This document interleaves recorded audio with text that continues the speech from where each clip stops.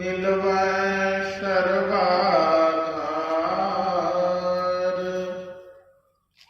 मंगलमय मंगल करण विनवो बारंबार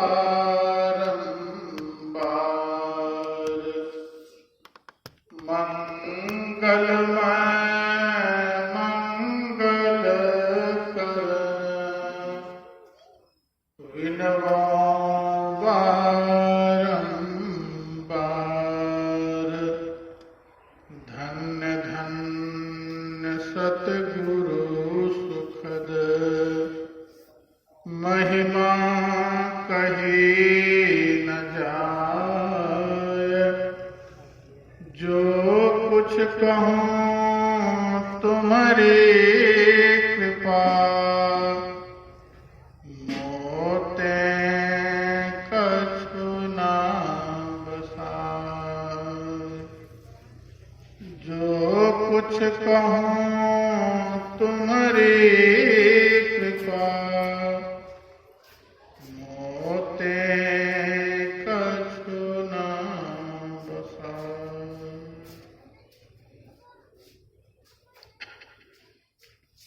तीर्थों को भी पवित्र करने वाले मुद मंगल में संत समाज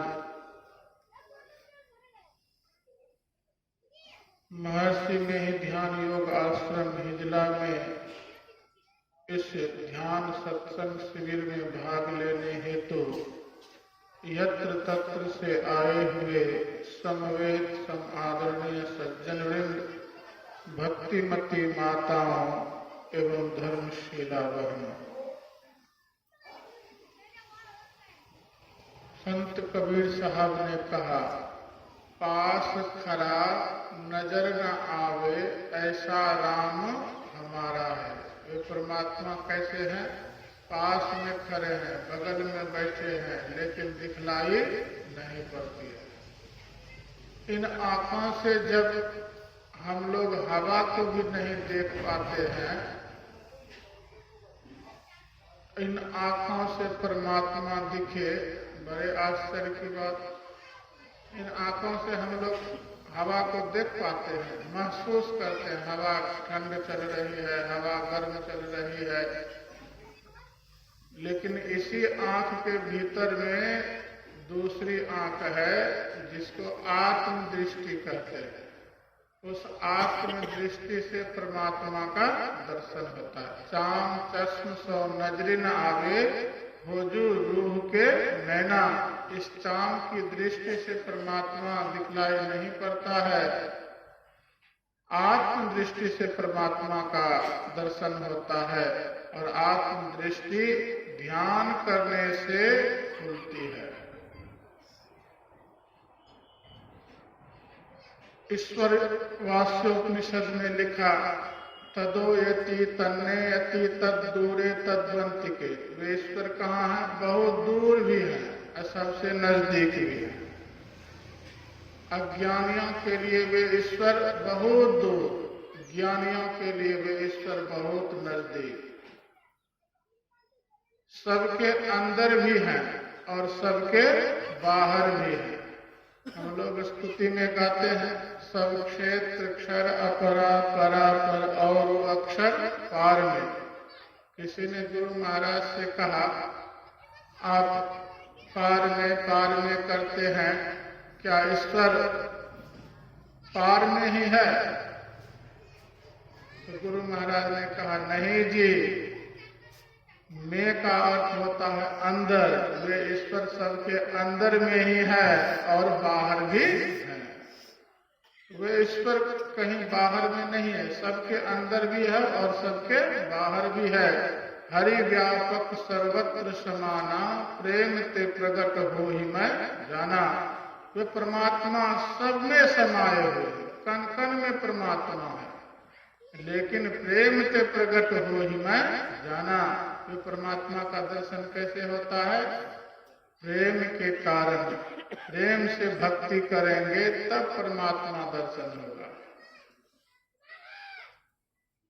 इसीलिए हम लोगों को श्रद्धा पूर्वक, विश्वास पूर्वक प्रेम रूपी भक्ति हम लोगों को करना है, तब वे ईश्वर दर्शन देंगे। गुरु महाराज भक्तों को सुनाया करते थे, एक जंगल में 3 महात्मा अलग अलग वृक्ष के नीचे बैठ करके भजन करते थे। एक अरंड वृक्ष के नीचे, दूसरा पीपल वृक्ष के नीचे, तीसरा इमली वृक्ष के नीचे। एक दिन उसी जंगल होकर नारद जी भ्रमण करते हुए जा रहे थे, तो जो अरंड वृक्ष के नीचे बैठ करके भजन कर रहा था, उन्होंने नारद जी को देखा। उनको देखते ही बड़े प्रसन्न हुए और नारद जी से कहा, आप कहाँ जा रहे हैं? तो नारद जी ने कहा, मैं विष्णु भगवान के पास जा रहा हूं। तो उस महात्मा जी ने उनसे कहा, कृपा करके आप विष्णु भगवान से पूछिएगा कि भगवान मुझे कब दर्शन देंगे। तो नारद जी ने कहा, ठीक है। फिर आगे बढ़ा तो पीपल वृक्ष के नीचे बैठकर जो भजन कर रहा था, उन्होंने भी नारद जी से यही प्रश्न किया कि आप भी मेरे लिए भगवान से पूछिएगा कि वे मुझे कब दर्शन देंगे। तो नारद जी ने कहा, ठीक है, तुम्हारे लिए भी मैं भगवान से पूछ लूंगा। फिर जब आगे बढ़े तो कुछ दूर चलने के बाद फिर जो इमली वृक्ष के नीचे बैठ करके भजन कर रहा था, उन्होंने जब नारद जी को देखा तो उन्हें बुला करके कहा, आप कहाँ जा रहे हैं? तो नारद जी ने कहा, मैं विष्णु भगवान के पास जा रहा हूँ उनसे मिलने के लिए। तो उसने कहा, बहुत अच्छी बात है, कृपा करके आप विष्णु भगवान से पूछिएगा कि वे मुझे कब दर्शन देंगे। तो तीनों ने एक ही प्रश्न किया। तो नारद जी ने कहा, ठीक है, मैं आपके लिए भी भगवान से पूछ लूंगा कि कब दर्शन देंगे। जब नारद जी विष्णु भगवान के पास गया तो विष्णु भगवान से कहा, बड़े आश्चर्य की बात, एक जंगल में 3 महात्मा जी अलग अलग वृक्ष के नीचे बैठ करके भजन कर रहा है। सबने एक ही प्रश्न किया है कि आप उनको कब दर्शन देंगे। विष्णु भगवान ने कहा, तीनों से जाकर कह दो, जो जिस वृक्ष के नीचे बैठ करके भजन कर रहा है, उस वृक्ष में जितने पत्ते हैं उतने 1000 वर्ष के बाद मैं उनको दर्शन दूंगा। उतने 1000 वर्ष तक तपस्या करने पर मैं उनको दर्शन दूंगा। तो नारद जी वापिस आए तो सबसे पहले अरंड वृक्ष वाले के पास गए। तो अरंड वृक्ष वाले ने देख करके बड़े नारद जी को देखकर बहुत प्रसन्न हुआ। कृपा करके बतलाइए, भगवान ने मेरे लिए क्या संदेशा भेजा है? तो नारद जी ने कहा, भगवान ने आपके लिए संदेशा भेजा है, इस वृक्ष में जितने पत्ते हैं उतने 1000 वर्ष तक तपस्या करने पर भगवान दर्शन देंगे। और वह महात्मा जी वृक्ष के पत्तों की तरफ देखने लगा, अहो इतने 1000 वर्ष तक तपस्या करना पड़ेगा तब भगवान दर्शन देंगे? ऐसे भगवान का भजन मैं नहीं करूंगा। ज्वाला का मंडल फेंका, घर चला गया। इससे तो बढ़िया घर ही ठीक है। फिर आगे बढ़ा तो पीपल वृक्ष के नीचे बैठकर जो भजन कर रहा था, उन्होंने भी नारद जी को देखा। देख करके बहुत प्रसन्न हुआ। हाँ, कृपा करके बतलाइए, भगवान ने मेरे लिए क्या संदेशा भेजा है? तो नारद जी ने कहा, भगवान ने आपके लिए संदेशा भेजा है कि इस वृक्ष में जितने पत्ते हैं उतने 1000 वर्ष तक तपस्या करने पर भगवान तुमको दर्शन देंगे। और इतने 1000 वर्ष तक तपस्या करने पर भगवान दर्शन देंगे? हाँ, इतने 1000 वर्ष तक तपस्या करने। वे भी कहते हैं, ऐसे निष्ठुर भगवान का भजन मैं नहीं करता। झोला कमंडल फेंका, कहा इससे तो भैया घर का झंझट ही, घर में लड़ाई करेंगे वहीं रहेंगे, ठीक है। उन्होंने भी झोला कमंडल फेंका, घर चला गया। अब नारद जी के मन में हुआ, जब इमली वाले वृक्ष, जब अरंड वृक्ष वाले की ये हालत है, पीपल वृक्ष वाले की ये हालत है, तो इमली वाले वृक्ष वाले जो भक्त है उसकी क्या हालत है? उनके पास जाऊं कि ना जाऊं। तो फिर नारद जी के मन में हुआ भगवान का संदेशा है, चलो पहुंचा देता हूं। उनके पास जैसे ही जाते हैं तो वे भक्त बड़े प्रेम से कहा, कृपा करके बतलाइए भगवान ने मेरे लिए क्या संदेशा भेजा है। नारद जी ने कहा, यदि कह दूं तो घर तो नहीं भागोगे? नहीं नहीं, मैं घर नहीं भागूंगा, बतलाइए। तो आपके लिए संदेशा भेजा है कि इस इमली वृक्ष में जितने पत्ते हैं इतने 1000 वर्ष तक तपस्या करने पर भगवान दर्शन देंगे। जैसे ही उस भक्त ने सुना कि भगवान दर्शन देंगे, वे खुशी के मारे नाचने लगे, ओह भगवान मुझे दर्शन देंगे, भगवान मुझे दर्शन देंगे। नारद जी कहता है, अरे देख नहीं रहे हो इस इमली वृक्ष में कितने पत्ते हैं? उस भक्त ने कहा, मैं पत्ते गिनने के लिए भगवान का भजन नहीं कर रहा हूँ, मैं तो भगवान का दर्शन करने के लिए भजन कर रहा हूँ। आज तक मुझे विश्वास नहीं था कि भगवान मुझे दर्शन देंगे, लेकिन आपका संदेशा प्राप्त हो जाने के बाद मुझे विश्वास हो गया कि भगवान मुझे अवश्य दर्शन देंगे। अब उसी समय भगवान प्रकट हो गए।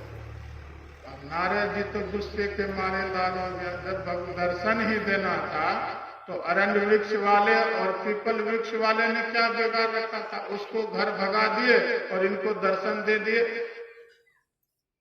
तो भगवान ने कहा, देख नहीं रहे हो इसके अंदर कितना प्रेम है, इसके अंदर कितना प्रेम है, इसीलिए मैं इनको दर्शन दिया। अब उनके अंदर हमारे प्रति इतना प्रेम, इतना भाव नहीं था। भरी सागर भक्ति करिए, परमात्मा का दर्शन बहुत जल्दी नहीं होगा। भरी सागर भक्ति करिए, समुद्र में जितना पानी होता है उतना भक्ति करने पर परमात्मा दर्शन देते हैं। हम लोगों ने अभी भक्ति किया कहाँ? अभी भक्ति नहीं की है। तो प्रेम भक्ति गुरु दीजिए। जब तक हम लोगों को वह भक्ति नहीं मिलेगी, प्रेम रूपी भक्ति नहीं प्राप्त होगी, तब तक ईश्वर का दर्शन बहुत दूर।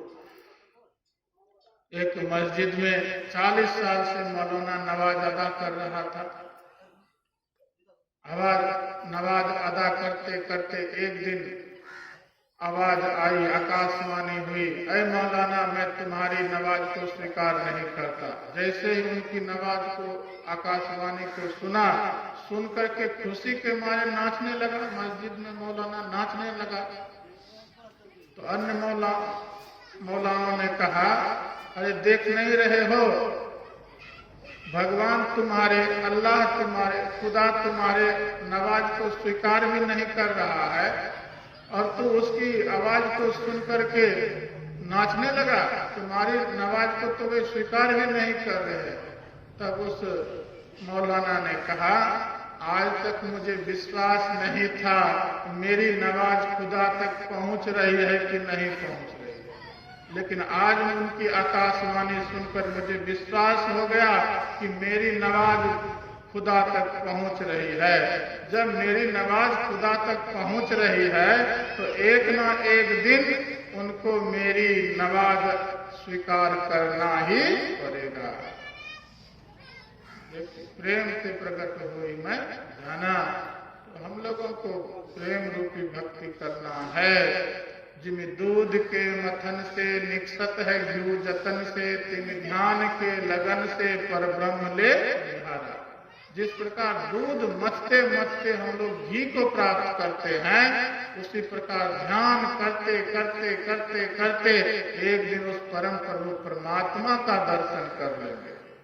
इसीलिए हम लोगों को अभ्यास करना है। ज्ञानाभ्यास करो सदहि चातक दृष्टि बनाई हो। बोलिए प्रेम से श्री सद्गुरु महाराज की।